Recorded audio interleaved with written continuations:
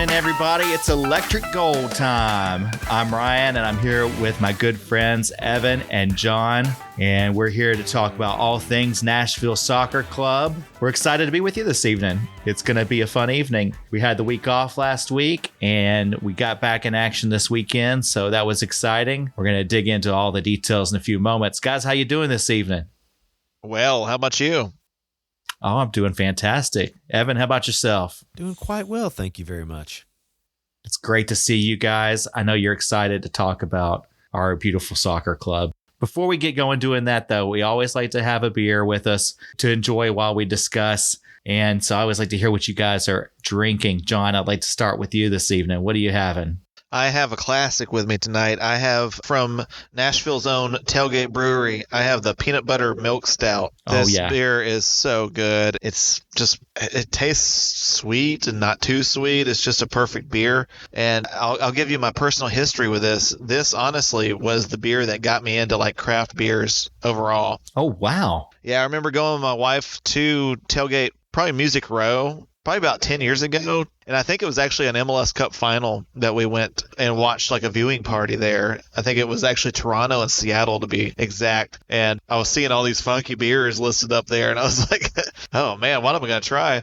And the peanut butter milk stout was what stood out to me. I think my friend... It spoke to you, didn't it? It did. And actually, I think we were there with my good friends Angie and Alex Haddock. I hope they listened to it. They were actually the fans that kind of got me going to Nashville SC games in the first place. And Alex is an awesome guy, and he recommended the peanut butter milk stout. And I tried it, and I was like, man, I want more of these funky beers. I love this stuff. It's what ruined you, huh? It did. It got me on the spiral. And you haven't looked back. The spiral of damnation. So thanks, Alex, if you're listening. But yeah, it's a great beer.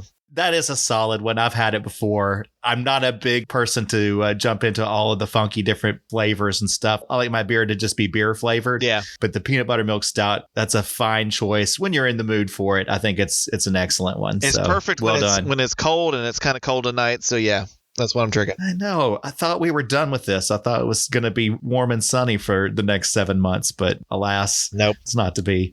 Okay, Evan, what are you having this evening? Well, I'm traveling a little bit farther south down to Atlanta, Georgia. The Sweetwater Brewing Company's standard IPA, having that tonight and enjoying it. I don't remember having had it before, and yeah, it's just really nice. Just a kind of basic IPA, citrusy, nice bright finish, and good beer. Very good. Now, that's an excellent one as well. I've had Sweetwater many times. Always enjoy it. As you say, it's rock solid. It's just the IPA that you know what to expect. You can't go wrong with it. Guys, I am keeping our run of Michigan beers alive. Uh-huh. This is the third week in a row, I think, that one of us has had a Michigan beer. Actually, this time I'm having the Bell's Two Hearted IPA. Oh, yeah. The famous Bell's Two Hearted. 7% alcohol, and it's a solid one. If you go up north at all, this one is in every bar that you visit. It's on tap. It's just a very popular choice up there. And when you need to feel it quick, this is the one to pick. So, I love everything I've tried by Bell's. Yeah, if you've had the Hop Slam, that's their legend. That one will mess you up, actually. Where is that brewery anyway? Comstock, Michigan. Yeah, it's on the west coast of Michigan. It's on the mitten. Where's it at on the mitten? Yeah, if you put your mitten up here, it's over here on your pinky, right on the edge. You guys ever talk to somebody from Michigan? They always show you the mitten, don't they? Yeah, every time. That's right. They always like, oh, I live right about here. You're like, okay. Yeah, whatever. Okay. So I mentioned it a week or two ago, the Michigan beer scene over on the West Coast on Lake Michigan there is thriving. Bell's is one of the premier breweries over there, and just about everything they make is fantastic. So cheers, boys. Good to see you. Cheers. Boys. Well, I guess it's time for us to do the week in review. NSC enjoyed a much-needed week off during Match Day 9, hoping to use the time to recharge, regroup, and also give some additional recovery time for the long list of injured players. At the time of the bye week, Nashville counted 4 players on their injury list, including Walker Zimmerman, Shaq Moore, Randall Leal, and Tyler Boyd. This is in addition to Lukas McNaughton, who had just recently returned in the Philadelphia game, bolstering a very thin defense. In an unexpected roster move, Nashville announced a trade of winger McKenzie Gaines on Friday, moving the recent newcomer to the Houston Dynamo in exchange for an undisclosed amount of general allocation money. Gaines was acquired by Nashville in the offseason when they traded their second-round Superdraft pick to Charlotte FC. Gaines rarely saw the pitch during his short stint in Nashville, though he did shine when given the opportunity. In the CONCACAF showdown with Mocha FC, he showcased his incredible speed and notched an impressive goal. And he also assisted Drew Yearwood's goal versus LA Galaxy in a game where he earned the start and proved to give the opposition a lot of problems. Those highlights were not enough, however, to earn more playing time for Gaines, who was an unused substitute in 3 of Nashville's last 4 games. We will now wait to see how Nashville might use their additional funds to improve the roster either during this current transfer window or this summer.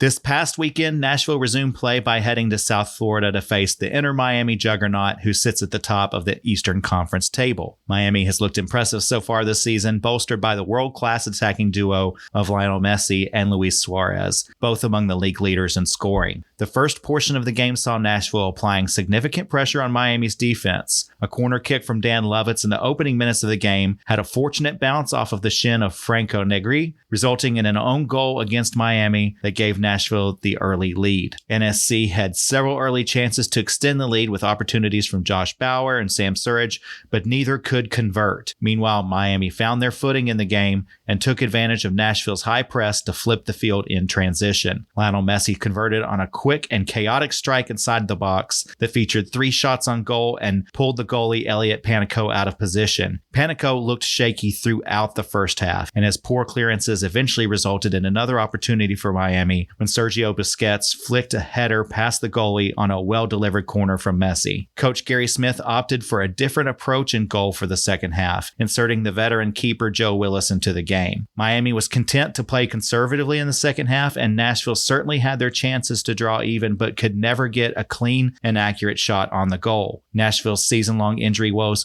were compounded when Lukas McNaughton was carried off the field with an apparent leg injury, further decimating the defense. Miami closed the door on any possibility of a Nashville comeback when they earned a penalty in the box in the 80th minute, resulting from a sloppy challenge by Josh Bauer. Messi easily converted the ensuing penalty kick, and Miami cemented the 3-1 victory. Nashville remains stuck in 14th place in the Eastern Conference, while Miami continues to reign supreme at the top of the table. Fellas, it was an interesting game to watch, I thought. And as far as 3-1 losses go, I thought it was about the most encouraging 3-1 loss that I could have observed. I mean, certainly I'm not happy with the fact that we lost, that we gave up 3 goals, that it was Miami that we lost to again. We had a lot of moments that weren't so thrilling, but I was encouraged by a lot of what I saw. Particularly Hany Mukhtar was active and lively throughout. I thought he looked the best really that he's looked all season. I really liked our more aggressive approach that we took during the game. Even though Miami took advantage of it, I just liked that we were really pressing offensively rather than being conservative with our play. So I was excited. And it's hard for us to, I think, be too disappointed losing to Miami. This is a world-class team with world-class players. I'm not too upset about it. I mean, I want to beat them. I desperately want revenge for last year, but I'm not just defeated over it. I saw a lot of good things about this game, and whereas I know a lot of people may come away from this second loss in as many weeks and it being 3-1, and still there doesn't seem to be any positivity around it, I think there's a lot to be positive and optimistic about. Did either of you guys feel the same way or see anything? Am I just completely fooling myself with this take? I wouldn't know what that's like. No, I really totally agree with you. I felt pretty good about it, as good as you can about a 3-1 loss. Like you said, we didn't sit back and just let them win. We took the game to them at the start, which is unlike Gary Smith. I'm sure it was out of his comfort zone. But yeah, we pressed them, and I don't think they had the ball out of their half for like the first 8 minutes. We were just piling it on. We had the goal. That was a bit of a luck. And then we had the unlucky strike. Bauer hit the crossbar, and Sam could not put in the rebound on that one. If we had scored there, we would have really felt good being up 2-0 in 10 minutes. But alas, it was not to be. Most of us knew we were probably going to lose this game. Right. Where you're going to judge how the rest of the season goes is really our next few games, starting Saturday night for sure. But yeah, we gave it our all. We gave it a good show of it. I wish we had better finishing or a lack of mistakes, but you live and you learn. Hopefully we keep playing like this against worse teams and make these points back, climb up the table. Yeah, what did you think, Evan? Yeah, similar. I didn't have high expectations going in, and then we got that very early goal, and I started feeling hopeful again. So I guess it was a little disappointing maybe to end up losing the match, but no, stepping back and looking at it with the proper perspective, it's not a terrible outcome. There were some signs that some players like Hany might be continuing to get back into form. I thought there were a handful of other players who look like they might be dropping back off after a game or two, looking pretty good. But overall, like John said, world-class team. Or maybe you said that, Ryan, but again, these are some of the best players of all time on that squad and still playing well. And these in Miami being Supporters Shield leaders right now could have been a lot worse. Yeah, I'll throw something at you guys before we get into all of the different categories. So far, Nashville's played 8 games. 7 of those games have been against teams that are currently in playoff position, including 4 out of the top 6 in the East and 3 out of the top 6 in the West. Wow, I didn't realize that. That's pretty significant. Yeah. We've played top talent so far only. I mean, we had our Charlotte game, I think is the only one where that team is not up in that same level, but everybody else we've played is a competitor, and we've played multiple teams that I think are in real competition for the Supporters Shield and for the MLS Cup. So we're not at that level. We are not of that caliber of team right now, but we're better than our record is what I'm going to say based on that. And to your point, John, we've got San Jose next week. They're the cellar dwellers right now. They're the worst team in the MLS. We'll really know how good or bad we are by getting an opportunity to play a team that's on the other end of the spectrum, I think. 100%. All right, guys, I'm trying to spin it in a good light best I can. Spin master Ryan. Welcome to the spin zone. With that, let's get into the best and the worst. Okay, guys, this is going to be where we pick out the best thing that you saw this past week, and also we're going to pick out the worst thing that you saw this past week. Let's start with the worst, and then we'll finish on the good stuff. Evan, tell me, what's the worst thing that you saw throughout this past week? The worst thing I saw this week was the loss of McNaughton in this game. It looks like it's a significant injury. I think he's going to miss some time. We can only hope Walker comes back to fill that spot on Saturday night against San Jose. But, I mean, my goodness. How many more injuries can we sustain in our back line this season? And, I mean, we're only about a quarter of the way through. And he was playing well, I thought, until the injury, and has been playing very well all season. I love his toughness. I love his attitude. And he's won all of us over. And now it looks like we're going to be without him for a while. That was super unfortunate because I agree with you. I thought he was playing an excellent game. He was one of the people who I thought was really standing out for us in the game. He saved a goal. Panicco got out of position on a shot. The rebound was rolling right along the goal line. McNaughton ran over and kicked it out to save the goal. It ended up turning into one anyway later on the ensuing corner. After he knocked it out, I was particularly impressed by just the passion and the emotion that he showed. He was screaming. Maybe he was screaming at Panicco or other teammates, but and rightfully so.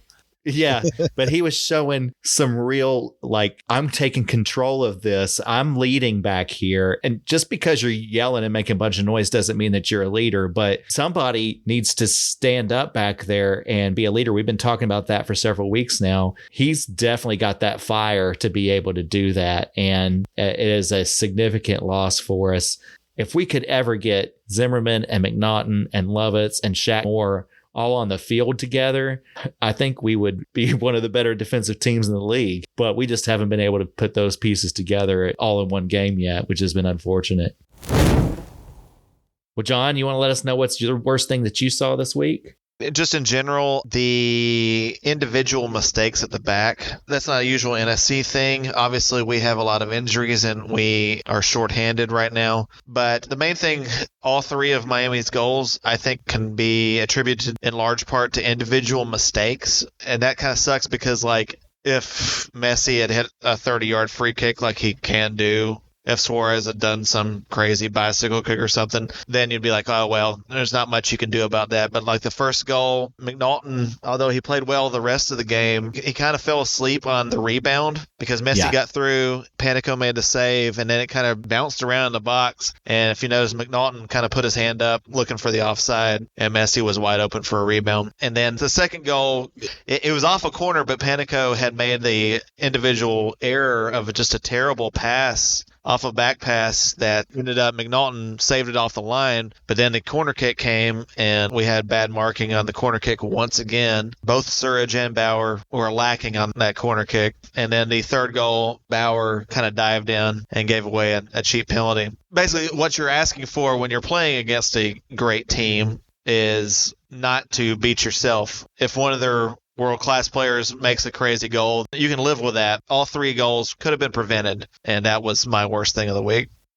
I'm shocked, I tell you, that neither one of you directly says Elliot Panicco was the worst thing that you saw this week. Now, normally he's a pretty reliable goalie. He's our backup or has been our backup. I don't know what he is anymore. I can't figure out what the strategy here is. He started the last 3 games. Yeah. And he's been relatively reliable, but last night he was atrocious. And we have a text group that goes on that we're constantly messaging one another during games and all week long. And I know I sent the message out to the group that I am hating how Panicco was clearing the ball. And it was less than a minute later that he cleared the ball out back past the out of bounds line. That's the goal line. So he gave up a corner kick unforced. I don't think I've ever seen that before, ever.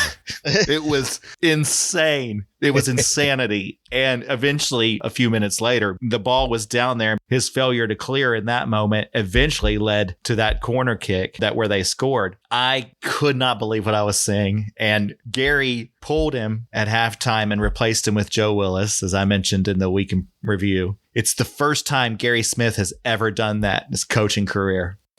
Wow. Y'all know how rare that is in general? I hardly ever see that. Yeah. Maybe once a season, like in all of European, American soccer, all of it. It doesn't happen very often.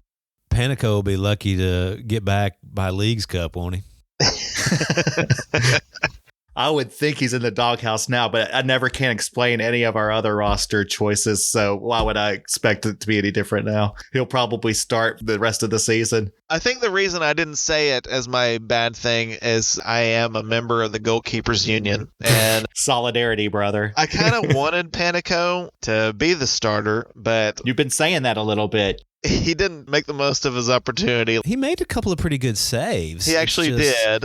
It was just like he was in awe of Messi. There was a lot of brain scrambling going on. It felt like the occasion got to him. But I don't get that because in the League's Cup final last year, he was the goalie. And there's a lot more that was on the line then. The intensity of the crowd was, I think, ramped up way more. I couldn't even hear the crowd last night on the broadcast. I think they were just all on their phones. Yeah. But I don't get why he would have been starstruck or whatever in last night's game when he performed so well in the League's Cup final last year. He has proven his ability to rise to the moment. I just don't get it. I don't know if he was out Friday night and he was still feeling it or what Miami the deal nightlife. was. Yeah, that's right. That's right. He was hitting South Beach hard. You think he was wearing his helmet out on South Beach like that? Oh, God, I hope so.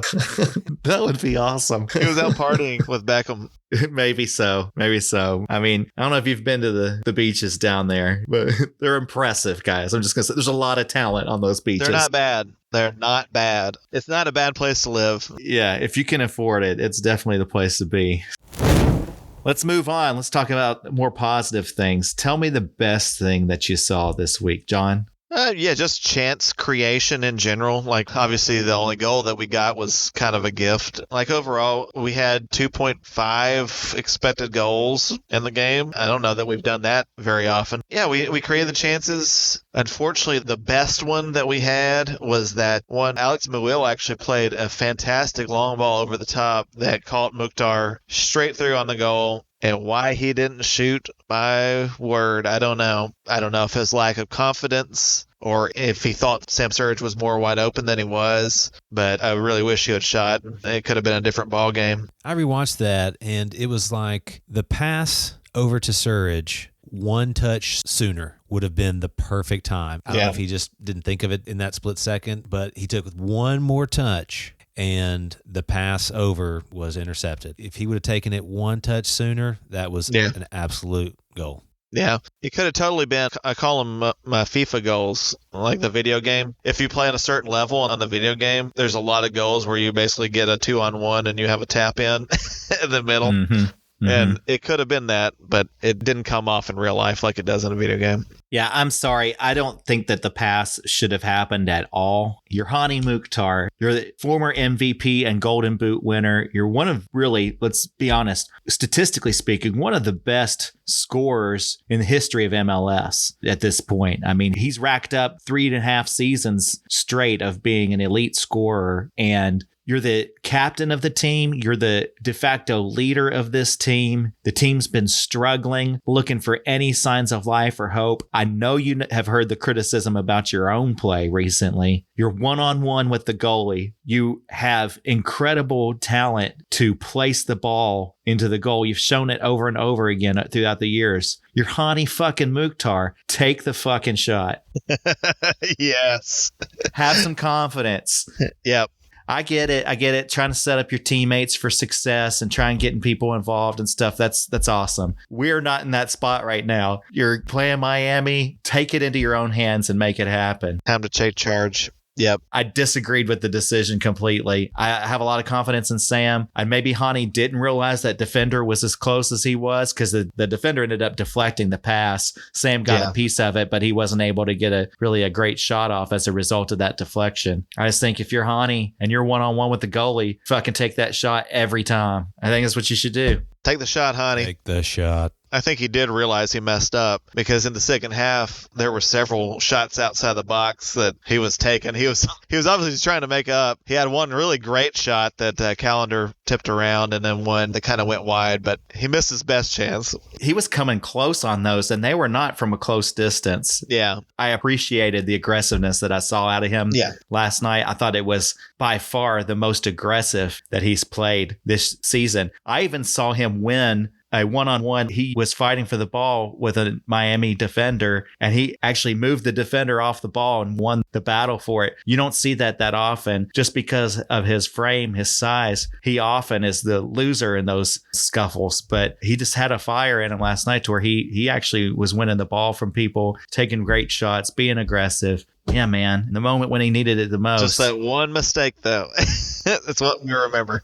You can't make those mistakes against an elite team like Miami. Oh, well. Yep. We're still talking positive right now. These are the best things that we saw all week. So I appreciated the aggressiveness, as you say, John, that we saw from the team. All right, Evan, what was the best thing that you saw this week? Boy, I tell you, it's another one of those weeks where there wasn't much to choose from, but I suppose Randall Leal being back, he actually played okay. Of course, we know that he is sometimes the best player on the pitch, and other times he is just an absolute disaster, but he's good for 1 or 2 games per season, and boy, we need something right now. We need some help in the midfield, some offensive-minded play there. So I guess Leal being back was the best thing I saw, and I did not think that I would say something to that effect this season, but here we are.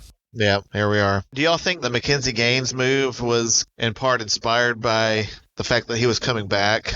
I was kind of wondering that myself. If so, it's a hell of a risk to think that he's going to stay healthy for long enough to find another attacking talent to come along. I have no idea why that trade happened. The article that was published did not allude to anything. It's like this great big mystery. Do you guys know anything? Have you seen anything on social media? You heard any rumors? Because I was shocked.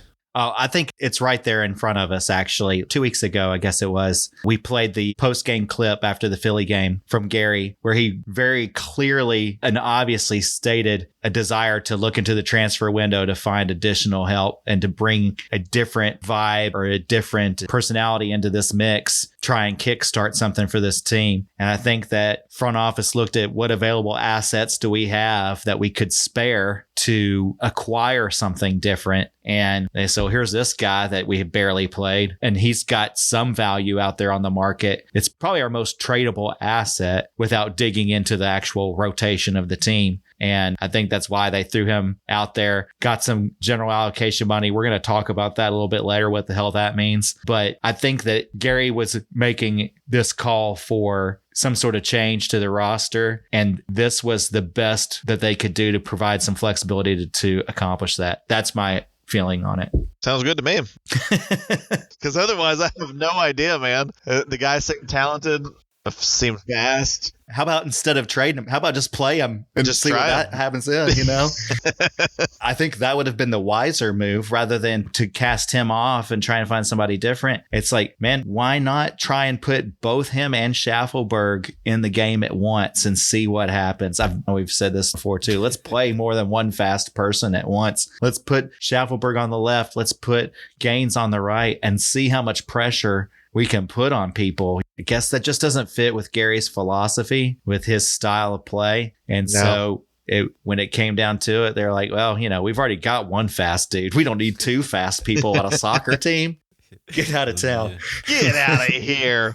We don't need that shit. We need guys that don't do anything at all. It's like sometimes you just have an embarrassment of riches and you're actually embarrassed about those riches, I guess. So you got to get rid of them. Can you think of like a rock band equivalent? Like, tell me a band, John, that has more guitarists than it needed. Oh, wow. Or maybe Evan, you have like way too many lead guitarists are in this band. Oh, wow. You guys remember Catherine? Remember that old Chicago band that almost hit in the wake of the Smashing Pumpkins? Remember Catherine? They had Is it Catherine Wheel? Is that what you're talking about? No, Catherine. I don't know this band. Oh my God. Well, they were so close, man. And they had this one great album called Better Living Through Noise, and more apropos title you could not find for that particular album, because they had three guys with the heaviest distortion just going insane. And then the next album, I think they got rid of like two of them because it was a much more too many guitars. Much more radio friendly commercial record. Maybe Gary Smith was their band manager, and he was like, we can't have all these guitar players. We need to get rid of two of them. Too many guitarists. It's too awesome. It rocks too much. Exactly. Let's cut the shit out right now. So you guys have you ever known a band who has two drummers? Has there ever been a band that's... Oh, yeah. Allman Brothers Band, Grateful Dead, all those guys, all those bands, yeah. Is that too many? Or was it complimentary? Did it work? Who was it? Actually, what band was it that had like two drummers and a percussionist? Was that Allman Brothers for a while? I think maybe they had two drummers and a third percussionist there for a while. So that's too much shit. Let's go for it, right? It's like a whole orchestra back there. Okay. Well, I'm just saying, if the Allman Brothers can do it, why can't NSC do it? Why can't we have a couple of fast players? McKenzie Gaines probably didn't turn the ball over enough for us. I mean, that seems to be our thing this season. He was too aggressive. He was playing on offense way too much. He wasn't playing on defense enough. Yeah, it's unfortunate. We're going to talk about this in more detail a little bit later. But yeah, that trade was a little bit perplexing. I really wish they would have given more opportunity to him to see what we really had in him before just shipping him off. Oh, well. Oh, well. All right, guys. Well, let's move on to our next segment, which I know we're all really excited about after rolling it out for the first time last week. It's time for Oh, hell yeah. Hell yeah. Hell yeah. This is a segment where we note what was the biggest surprise of the week. And this is supposed to be in a positive light. We're going to do the disappointment here in a moment. But I'd like to hear from you guys. What was the biggest surprise that you saw this past week? Let's start with Evan. Biggest surprise I saw this week, and we just talked about it a bit, was Hany's aggression or toughness or something to that effect, because like you said, he was lively. He was a little bit tougher in duels. I've definitely been critical of him in the past, not as much this season, but in the last season or two, about going down too easily at first contact. But he was tougher last night. He even won 2 or 3 headers, which, I mean, you never see Hany go up and win a header. But then it seemed like he got a little pissed off, and he started taking some of those long-range shots. Especially, didn't he have one that was maybe tipped wide by the keeper? I think it was going a little wide, but it was so close that the keeper had to go ahead and tip. I mean, it was a rocket from way out, and I was just like, oh, hell yeah.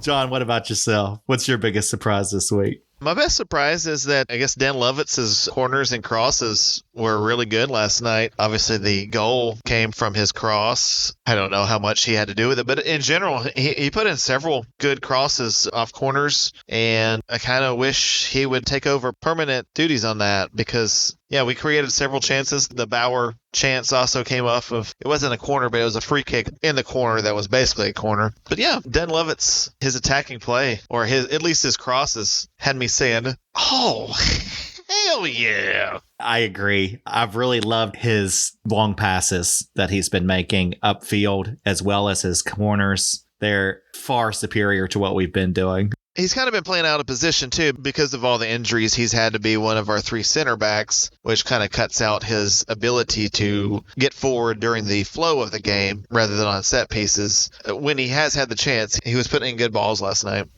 Absolutely.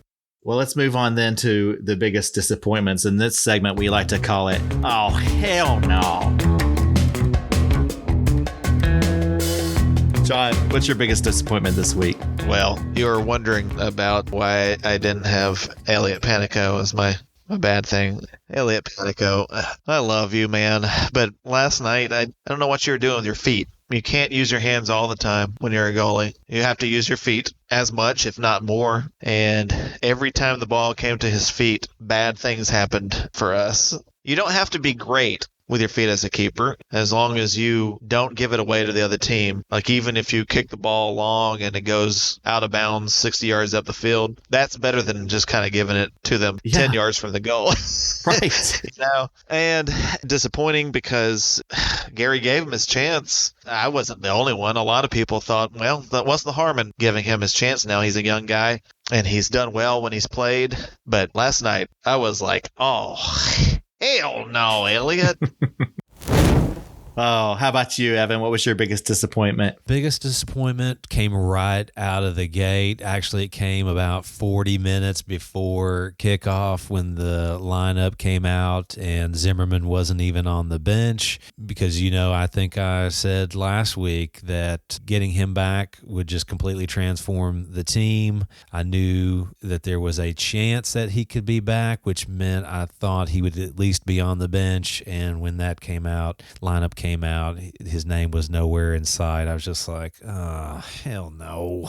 Just a deflated, oh, hell no. Pretty much. I know we all miss him. Come on back, Walker. We need you. I think that I saw this week, of course, they showed Liao in practices and drills and stuff, and I thought I saw Shaq Moore. Could be wrong, but I don't know that I recall Zimmerman getting any burn in practice this week, so he may still be another 2 weeks out before he comes back. I'm not sure. Do you really think that we'll ever know until they just show up on the field? Right. There's very little transparency. There's very little communication from this club about their injury, player status, anything. I've seen people asking today, oh, do we have any status updates on McNaughton? We're never going to get a status update on McNaughton.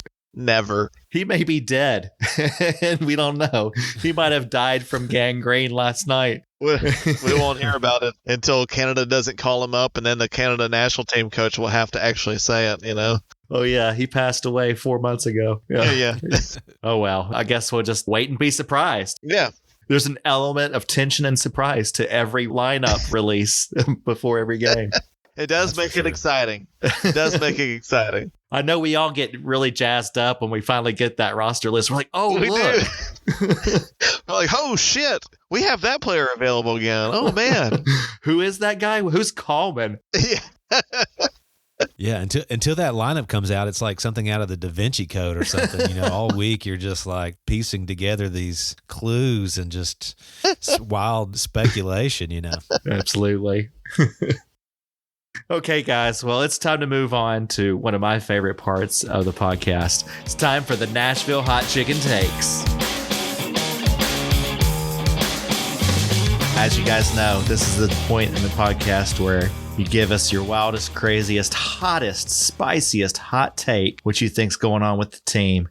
And I'll rate it on a hot chicken meter, how spicy I think it is. We'll start with you, Evan. What's your hottest hot take that you've got for us this evening? Hottest hot take this evening is that our beloved Hany Mukhtar will never be an elite goal scorer in this league again. You know, he played decent last night, but based on that goal that we were just discussing in 2022, oh my gosh, he blasts that into the upper 90, no problem. He was a rocket, guys. He was a rocket. I think he's just burned up his rocket fuel, and now he's got Super Sam up there, our DP, and, you know, maybe he feels like he's got to share the wealth a little bit, and I just got this feeling in my bones. Hany is never going to be an elite goal scorer for us again. That hurts my heart, but I guess if I'm being honest with myself, behind closed doors, just talking between the therapist and myself, I've thought that might be a possibility, but I wouldn't say it in public.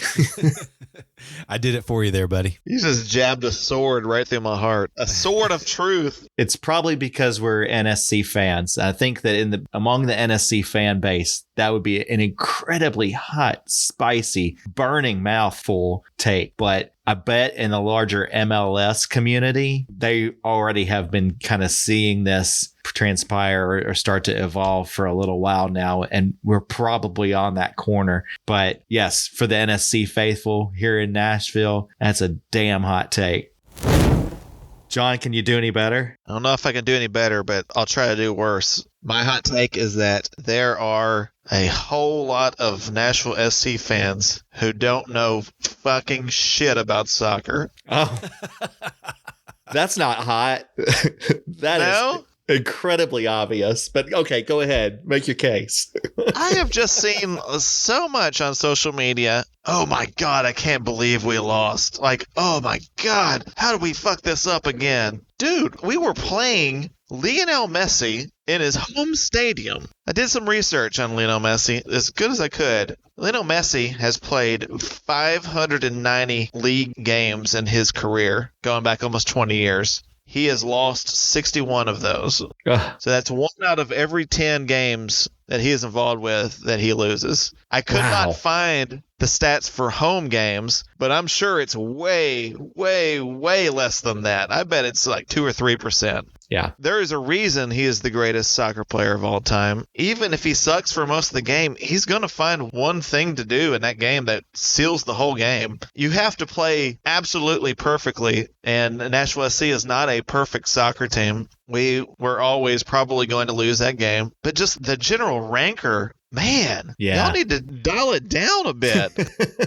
Yeah. I mean, it sucks that we're losing, and if we lose to San Jose next week, I'll take it all back. All of you can tell us how much we suck, all that you want to, but I lost to Miami at their place. That's not a big deal. MLS has always been built with parity in mind, I think. You're always going to be kind of up and down in MLS until recently when we just decided to let Miami sign whoever they wanted to. And I don't think a lot of NSC fans realize that.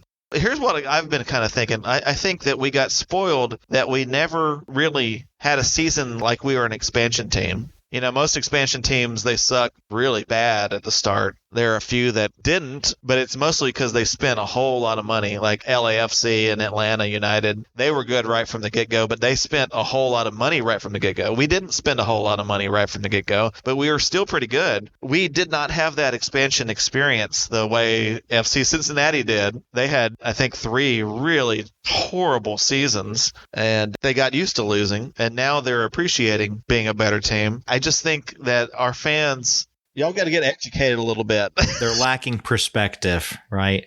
Yeah. Sometime we're going to be bad. There's going to be a bad season at some point. Yeah. And you're living through it right now.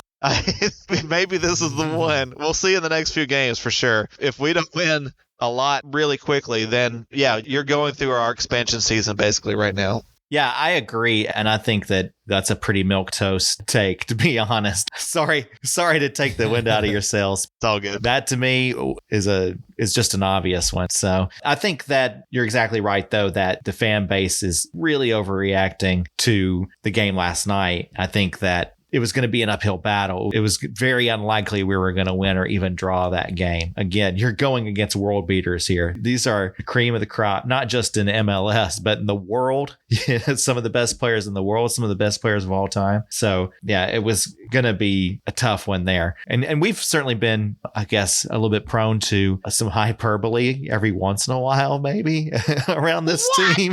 I'm not afraid to say it. You know, I think our biggest thing has just been like, we feel like it's time to move on from Gary Smith. And that's probably a spot that is a little bit more divided among the fan base. But I think a lot of the fan base reacting to this season and the team's performance in such a just incredulous way. Like, I can't believe this is happening. Like, I can totally believe this is happening based on all of the moves and the strategy and the coaching and the roster. I mean, like, I can totally believe this is happening. I'm not surprised one bit. Well, the devil's armpit of the internet has to be the Nashville SC Facebook groups. Oh. I saw people on there being like, oh, you know, Sam Surridge is a bust. Come on, man. What? He's the first good striker we've ever had. Yeah, no. Give him a chance. Here's the deal. I think a lot of NSC fans, if they were ever soccer fans before, were probably fans of a Premier League team. And they were most likely fans of a team like so-called top 6 team. A Man U, and they probably Arsenal, somebody. Yeah, exactly. One of those, Liverpool, whatever, Man City. I don't think they realize that most teams lose half their games, you know. Especially in MLS with the salary cap. Exactly. You know, I mean, it is a league designed for parity, and that's going to mean you're going to have seasons that are up and seasons that are down. You're not going to have perennial powerhouses for more than a few years in a row. All that said, speaking of the parity, we're 4 points out of a playoff position right now. There you go. Is that right? There you go. Atlanta's sitting 7th with 11 points. We've got 7. So it's not all of that crazy. Even though we're 14th out of 15, it's pretty bunched up right now. It's still early, still really early, guys. Get Zimmerman back, get Shaq back. You know, there's a lot to be excited about. Whatever ghost was haunting me and causing me to be such an optimist, when it left my body after that Philadelphia game, it just immediately latched on to you. You're the new host of the Optimist Paranormal Ghost. Activity. You've performed some sort of exorcism and landed it on me. Now it's chasing me around. All right. Guys, let's move on to Soccer 101. In this Soccer 101, it's going to be a little bit nerdy. I want to ask you guys a question. What the hell is General Allocation Money? We traded McKenzie Gaines earlier this week after only having him on the roster for a few months. He only played a few games. He did get a goal in one game. He got an assist in another. We traded him for General Allocation Money. They haven't disclosed what that amount is yet. And there's little to no transparency around anything that the front office does. So anyway, when we get this General Allocation Money, however much it is, how can we use that to improve the roster? Now, we've talked about on this podcast many times before that the labyrinthine, I believe was the word John used one time to describe MLS roster management and financial rules. They're quite convoluted and hard to decipher, but love it if you guys could help me and any of our listeners understand what the hell we're going to do with General Allocation Money and how it can help us. Who wants to start? John, this is a perfect question. Thanks, for man. you. I have no fucking idea what general allocation money means. Oh, damn. I was really hoping. I mean, Yeah. literally, the rules of MLS make no sense to me. I pulled up the Wikipedia for allocation money in MLS. Here we go. General allocation money can be used in several ways. It can reduce the amount that a non-designated player costs against the salary cap. Okay? Yeah. I don't know what that means. We can reduce the amount that a designated player costs against the salary cap. Yeah. Again, I'm not sure what that means. We can sign players new to MLS. Okay, that's good. We want new players to MLS. And we also can re-sign an existing MLS player. But here's my focus. I want us to sign a non-MLS player with whatever general allocation money that we have built up. And it's pretty clear that Mike Jacobs, our general manager, really values this general allocation money because we are always making moves. We never trade players for players. We are always trading players for general allocation money. Or international roster spots, right? I would love an international roster spot. Because we've used all of ours currently, I believe, right? We have, and here's where it's really hard to research this. I think that there is a way that we can get another international spot right now, but I'm too drunk to remember what that way is. All right. I'm going to take a stab at this. Please do. I would love to hear it. Please do. All right. So, as you guys mentioned, MLS teams work with a salary cap. And this year, the salary cap is $5,470,000. That's the cap. Okay. That's how much you have to spend on your 20 players on your roster, up to 20. Except for your 3 designated players that you can spend. Correct. And you can spend $1 billion on them if you want That's to. correct. That's absolutely right. Yeah. But then beyond them, you have a salary cap of $5,470,000. All right. Man, that sounds low. Even those designated players, though, you will be charged against the cap $683,750 for them. You could pay them $10 million, but you're still going to get dinged against the cap. That's $683,750. Okay. Okay. That's lame. The other players that are on your roster, their maximum salary is $683,750. That same number that any of them can count against the salary cap. Okay. You can use general allocation money to buy down their cap hit. Think this is right. God, I hope I'm saying this right. That sounds right. No one ever said this was an informative podcast, by the way. Let's say you have a player that you want to sign to a $900,000 contract. Okay. You could spend $300,000 in general allocation money on them so that they only hit against the cap $600,000, getting them under that maximum budget that you're allowed for them. Oh, man. You can do this with designated players too. So they're only going to hit against the cap $683,750, but you can spend general allocation money on them to minimize their cap hit as well. You can do it on any player. But the thing about it is basically general allocation money is money that you can use to go over the cap or reduce your cap hit. And every team starts out with the same amount. This year, it was $2,585,000. All right. Okay. It's a tradable amount, as we just saw with the Gaines trade. So we're going to receive some money. I don't know how much. I would imagine it's just going to be in the range of what we were paying him. I imagine it wasn't much because we only acquired him for a second-round draft pick from Charlotte, which is worth pretty much nothing. Yeah. But we're going to get some GAM money as a result of that.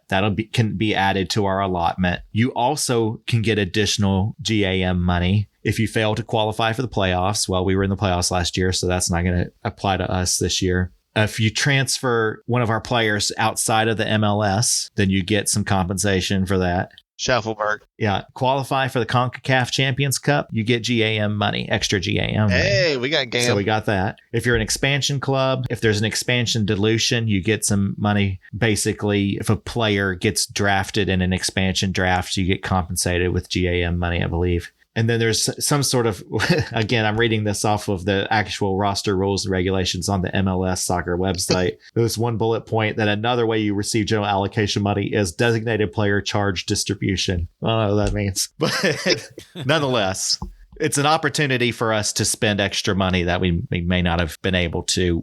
We can exceed the cap with this additional money and basically pay it down to where we're under the cap. It's really stupid. I don't know why they just don't make the cap higher. I know.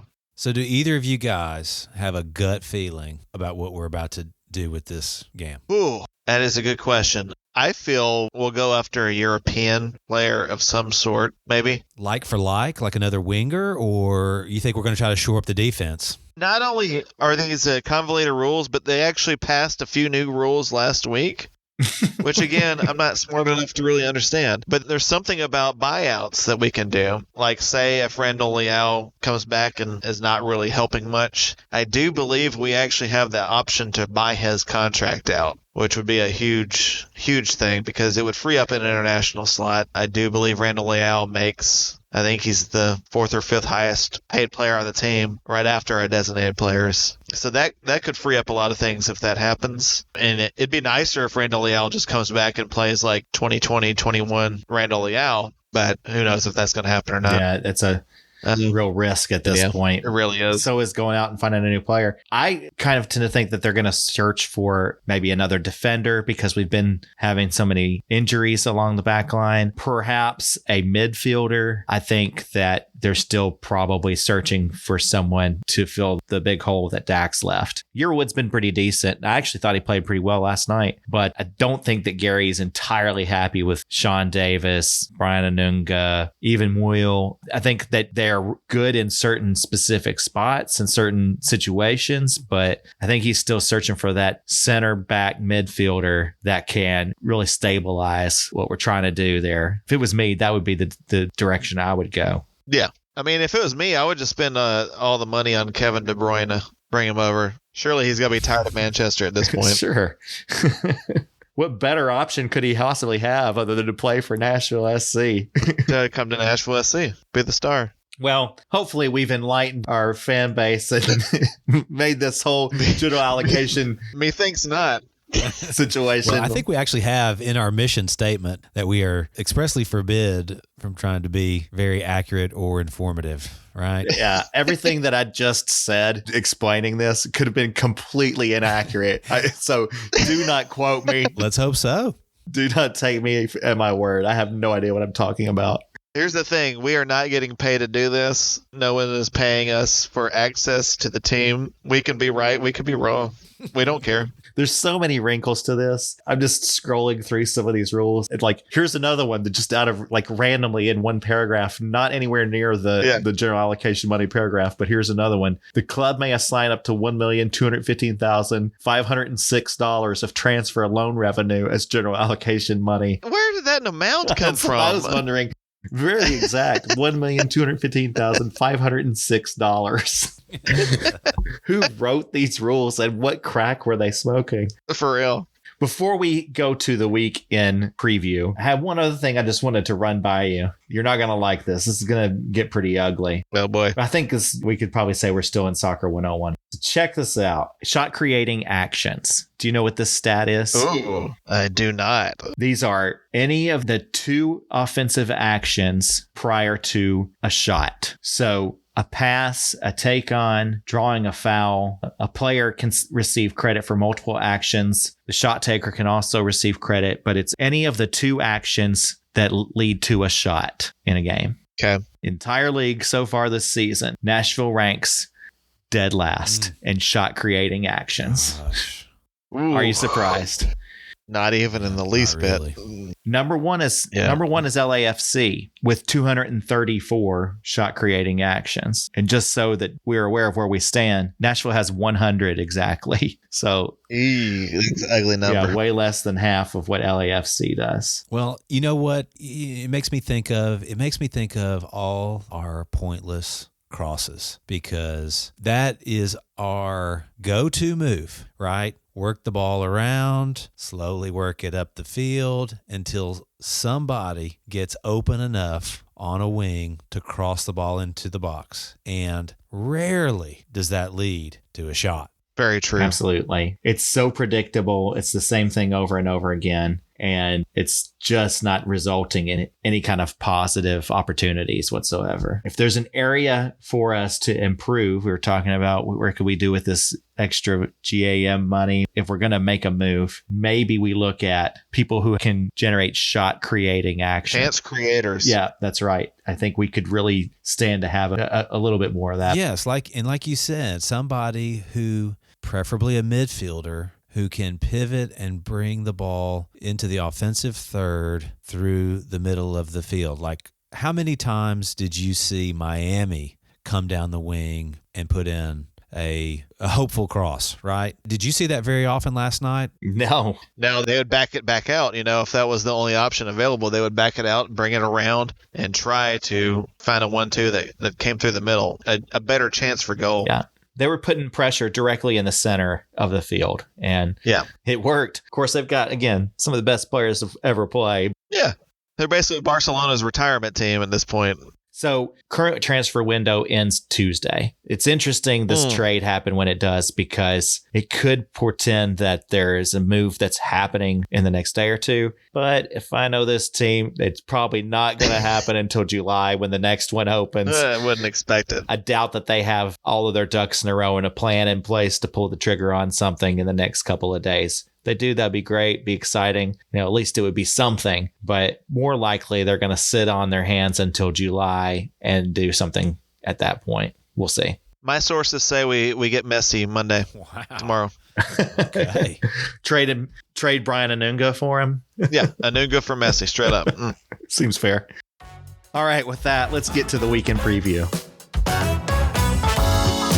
Match day 11, Nashville will host the Western Conference cellar dwellers of San Jose. Nashville currently sits at 14th place in the Eastern Conference with just 1 win, 3 losses, and 4 draws on the season, and a goal differential of -7. San Jose actually has the worst record in the MLS. Their only win came against Seattle back in late March. Other than that, they've tallied 7 losses, most recently a 3-0 drubbing by Colorado, and they feature an MLS worst goal differential of -10. Nashville will hope that playing a struggling team like San Jose will provide an opportunity to reverse their losing trend.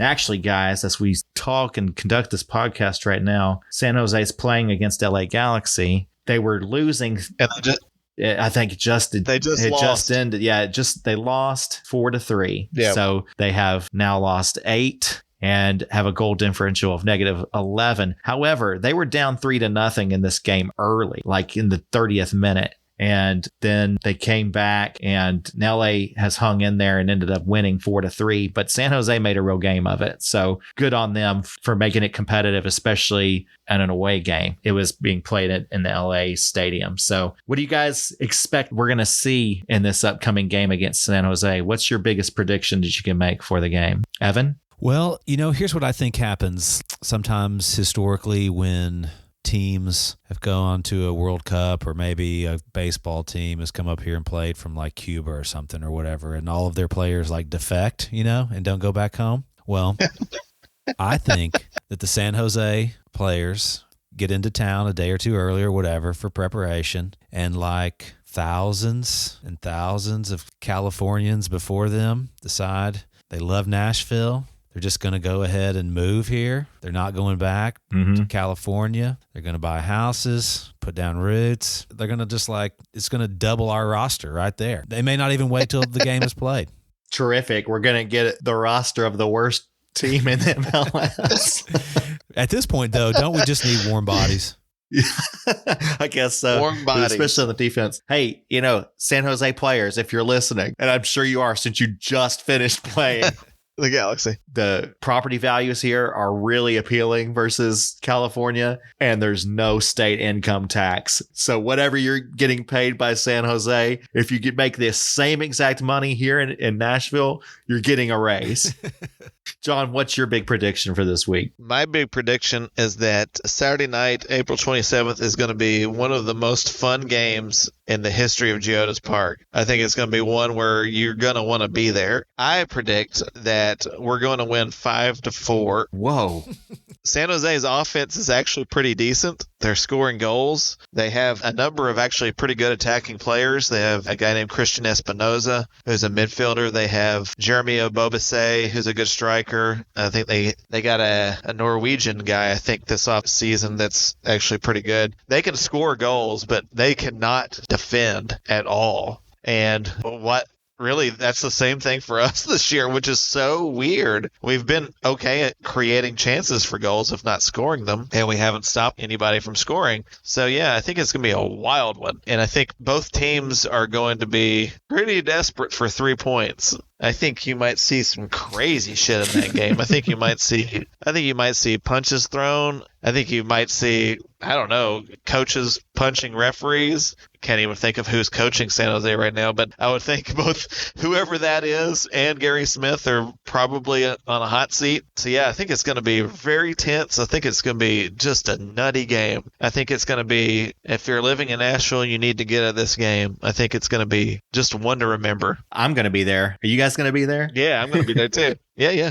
Yeah, so San Jose has allowed 24 goals in 8 games. Yeah, that's bad. No, in 9 games this season. So that's a lot. But you're right. They are pretty decent at being able to score some as well. And the coach of San Jose is Luchi Gonzalez. Oh, yeah, I know that guy. You do? I don't. I'm sorry.